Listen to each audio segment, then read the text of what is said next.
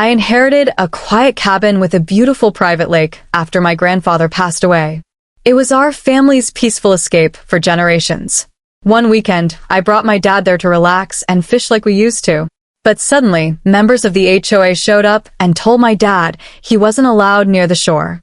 They claimed the lake access was restricted and tried to intimidate him into leaving. They didn't realize one big thing: the lake and shoreline legally belong to our property. I pulled out the official documents proving ownership. The HOA went silent. Turns out they had no authority at all.